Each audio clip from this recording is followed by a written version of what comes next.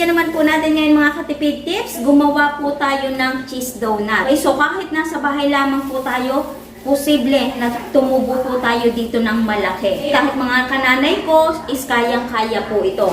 So, i-share ko po sa inyo kung paano po gumawa ng malambot na dough na kahit abutin po ng 3 araw, malambot pa rin po. At paano nga po ba mas pakakapitin natin yung milk po natin, yung pinakang coating, dun po sa atin pong cheese donut na tulad po nito. So, tipid lang yung pinakang coating natin dito ha, pero hindi nyo mahahalata.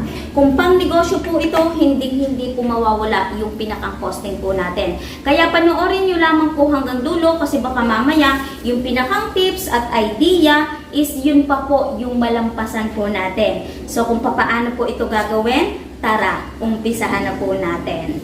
So dito po sa ating cheese donut, gagamit po tayo ng mixer para mas mabilis po yung trabaho po natin, di ba? Para hindi na tayo mahirapan. So ngayon, unahin na po natin itong bread flour. Okay, kalahating kilo. Yung white sugar, iodized salt, instant yeast. Maglalagay po tayo dito ng 2 large egg. Ngayon, sure naman po ako na ito po ay bago at kaiitlog lamang po ito ng manok. Kung hindi tayo sigurado, basagin nyo po muna sa isang mangkok. Saka po natin ilagay kasi baka mamaya yung itlog bugok. So, sayang yung ingredients po natin. Gagamit tayo dito ng evap. So, kung itatanong nyo kung pwede ang water, so pwede naman po yun. Pero ako, evap yung gagamitin natin. Mix lang natin to. Pero kung wala naman po tayong mixer, so pwede naman po natin itong masahin mano-mano. Dahil doon sa old videos po natin, gumawa na din po tayo ng donut mano-mano, yung pagkakagawa po natin. So estimate 15 minutes. Kapag gagamit tayo ng mixer, so estimate 10 minutes. Pero depende pa rin po yun sa mixer na gagamitin po natin. Basta mahalaga doon, yung dough po natin dapat elastic bago po natin tigilan sa pagmasa. Okay, so after 10 minutes, check po natin yung ating dough. Ito yung isang palatandaan nyo na okay na yung dough po natin. Elastic. Tapos, kapag tinest natin to, batakin yung ganan.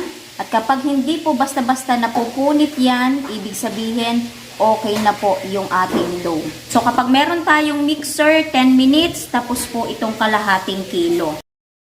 Kayang-kaya nung ating mixer, kahit ito po ay mumurahin po lamang. Kung hindi ako nagkakamali, nasa 2,000 mahigit lamang po ito. Okay, so kung gusto nyong umorder, maglalagay po ako ng link kung saan ko po ito nabili. Sobrang sulit ng pinakang presyo. And then, tingin ko naman po ay matibay kahit wala siyang brand. So, gagamit lang tayo ng mixing bowl and then pinahidan ko po yan ng oil para hindi po didikit itong ating cheese donut dough. At ito, i-rest po natin ng 1 oras. Paalasahin natin. I-rest po natin ito sa medyo mainit na lugar. Lalagyan po natin yan ng takip. Okay, pwedeng tela, pwedeng cling wrap, pwedeng pinggan, basta yung kulog siya. Gamit lang tayo ng timer para hindi po mapa-over. Or yung sa tingin po natin, halimbawa 30 minutes, umalsa na. So, pwede na po yun. Okay? Okay, so after 1 hour, ito na po yung ating dough. Itatanong nyo, Ate Tipid Tips, hindi po umalsa yung aking pong dough. Ibig sabihin, expired na po yung inyong instant yeast. Pagkatapos, ito ikakat lamang po natin. Babastunin lang po natin para hindi tayo mahirapan. Dito halimbawa madikit, pwede kayong magdas ng flour. Puputol-putulin naman po natin sa timbang or laki na nais po natin. So ako ang gagawin ko po ay 15 grams. Okay, so yung pinakang last, 13 grams lamang po yung timbang po nito. Tig 13 grams. So hinati ko lang siya. And then, ngayon, nasunod na natin gagawin, bibilugin naman po natin ito, natulad po nito. So, after naman po nito, ipa-flatten na po natin at magpapalaman na po tayo ng ating cheese. So, kung ano yung unang binilog natin, ayun din po yung unang lalagyan po natin ng palaman. Tapos, kung didikit sa ating rolling pin, yung ating dough, so, dasan nyo lamang po ng harina. So, ito yung cheese natin, daily queso, yung ginamit po natin, and then ganito siyang kalalaki. Saktuhan lang. Lagyan lang natin ng cheese sa gitna. And then, i-roll lang natin. So, pagka-roll natin yan, i-pinch lamang po natin para mag-lock. Para hindi lumabas yung cheese.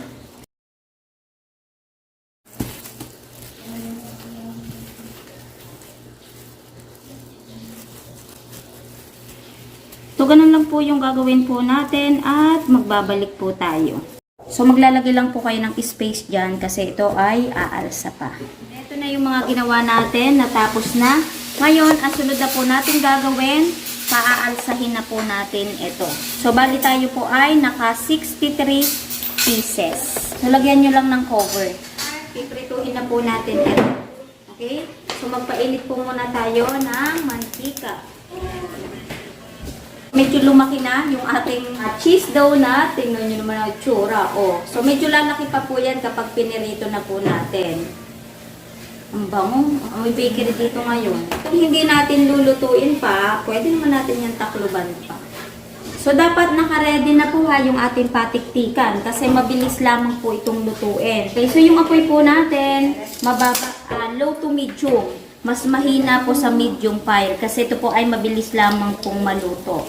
So, kapag nakita natin na medyo brown na siya, pwede na po natin yung hanguin. Okay, so kapag lumobo na siya na tulad po niyan, pwede na po natin halu-haluin ng dahan-dahan, banayad lang ang halo, para hindi naman po mapirat. Para pantay po yung luto. Pwede na po natin hanguin kapag ganito na po yung pagka-brown. Ito na po yung kagandahang brown.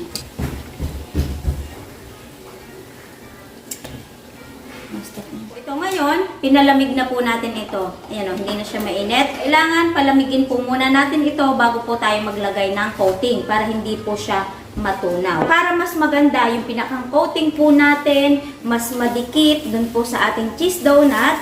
So, gagamit tayo dito ng malaking Tupperware o kaya naman po ay plastic na tulad po nito. O hindi ko makita yung Tupperware na meron ako, so plastic na. Pwede naman po ito. Malinis pa po ito ha, hindi pa po ito gamit. Ito pong ating powdered milk, sasalain lamang po natin kasi may buo-buo. Ngayon, kung wala namang buo-buo, yung powdered milk na gagamitin ninyo, so no need na po salain. Gamit tayo dito ng powdered sugar. Okay, so ngayon, kapag nasala na po natin, ilalagay na po natin dito yung ating pong mga donut.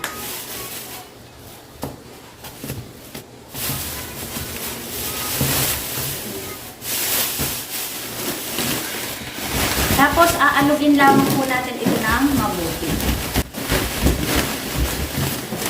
Kapag naalog na po natin ito ng mabuti, ayan kung napapansin nyo, di ba, coat na yan. I-re-rest lamang po natin ito ng at least 3 to 5 minutes. Para mas dumikit pa yung pinakang milk po natin dun po sa ating cheese donut. Okay? So, balikan po natin to. Okay? So, ganito lang itsura niyan. I-re-rest lang natin ganan. Pwede ba ganun lamang kung kadali? Okay, so after 5 minutes, i-open na po natin itong ating donut. So, tingnan nyo naman itong mga katipid tips ha. So, 1/2 cup lang yung ating powdered milk, 1/4 yung ating powdered sugar, pero tingnan nyo naman po ang itsura doon sa ating cheese donut. So, mukha talaga siyang hindi tinipid. Basta ang mahalaga doon, aalugin nyo sa isang lagayan. So, tipid yung ganitong procedure po ng paggagawa. Huwag nyo kalilimutan ha, bago i-coat, kailangan malamig na, and then i-re-rest po muna natin pagkatapos alugin. Lagay ko lang po ito sa tray lahat para makita natin ang ayos. Ayan yung ating donut. Tignan nyo naman, no, diba? Talagang coat na coat yun mga katipid tips. Ang ganda ng coating niya. Ay, wow, ang lambot, oh. Oo, diba? So, yung cheese natin nandito sa tabi. At mabango po ito. Itong loob ng bahay, naging amoy bakery na siya.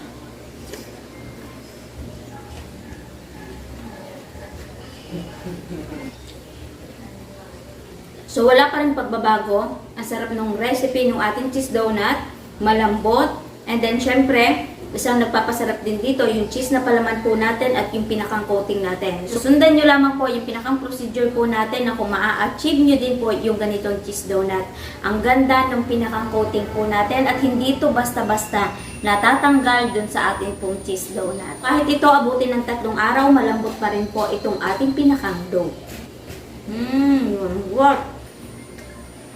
So ito, Affordable lamang po yung pinakang-presyuhan po nito. Para mas mabilis po nating mapaubos pero malaki pa rin po yung tutubuin po natin. So kung magkano po ang bentahan po nito, tara, mag-costing na po tayo. So yung costing na gagawin po natin, magko-costing pa rin po tayo na sa atin kasi iba't iba po tayo ng presyo na mabibili po natin. So ito idea kung paano po natin i-costing. Yung kalahating kilo po ng bread flour, 25 pesos. Evap milk, 18 pesos. Asukal na puti, 8 pesos. Garin, 5 pesos.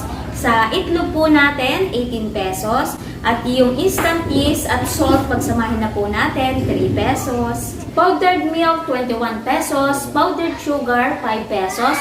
At yung cheese na magagamit po natin dito, 49 pesos. Bali, yung cheese na ginamit ko po ay yung ganitong kalaki. Hindi naman natin to lahat na ilahat. Ang laki pa po ng natira. Kaya ang total ng ingredients ay 152 pesos. Pero magpa-plus pa po tayo ng other expenses. So sa oil po natin, 20 pesos. So magtatanong bakit 20 pesos po lamang? Kasi meron pa po tayong natirang oil and then hindi naman siya ganun katakaw sa oil. So pwede pa po natin ulit gamitin. Basta hindi pa po maitim yung oil po natin. I-plus na din po natin yung labor, gas, saglit na pagluluto dito sa kalahating kilo at yung saglit na pagmixer po natin. So sabihin na lamang po natin ng 50 pesos kasi kalahating kilo lamang naman po yung ginawa po natin. Kaya ang total po lahat ay 222 yung puhunan po natin dito sa kalahating kilo ng cheese donut. Ngayon, i-divide po natin sa 63 pieces na nagawa po natin. Ang kakalabasan po nun, 3.52 po yung pinakang puhunan po natin sa atin pong cheese donut. So, ito, pwede po natin itong ibenta ng 5 to 6 pesos, pero ako tutuusin ko to sa 6 pesos. At kapag minus po natin yung pinakang puhunan, so tutubo pa po tayo ng 2.48 po kada isang piraso. At kapag itinimes po natin yun sa 63 na nagawa po natin, so posible po tayong tumubo ng 156.24 po dito sa kalahating kilo. So imagine mga katipid-tips, halimbawa, naka 1 kilo na po tayo sa isang araw. So kapag itinimes to po natin yun, posible po tayong tumubo ng 312 pesos po kada isang kilo. So, para sa akin, hindi siya imposible. Kasi ito pong cheese donut, basta bagong luto or mainit-init pa po nilang mabibili. Sigurado kapag ganito lagi yung nabibili nila, so araw-araw po yun o order po sa inyo kapag oras na po ng meriendahan. So, kagandahan pa po doon, sila na po mismo ang magsasabi sa kapitbahay nila, sa kaibigan nila, na sa bahay na yun, meron po masarap na cheese donut na araw-araw bago po yung mabibili po nila. Kaya hindi po imposible na mapalakas po natin itong ating pong cheese donut. Basta aalagaan lamang po natin, huwag po nating ititinda ng luma. So habang ginagamay natin to, so pwedeng gumawa muna tayo ng kaunti at kapag mabenta na, so saka na tayong magdagdag ng marami para laging bago yung mabibili po ni customer.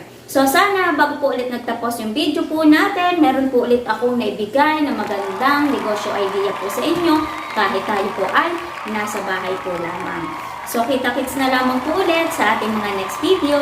Bye-bye!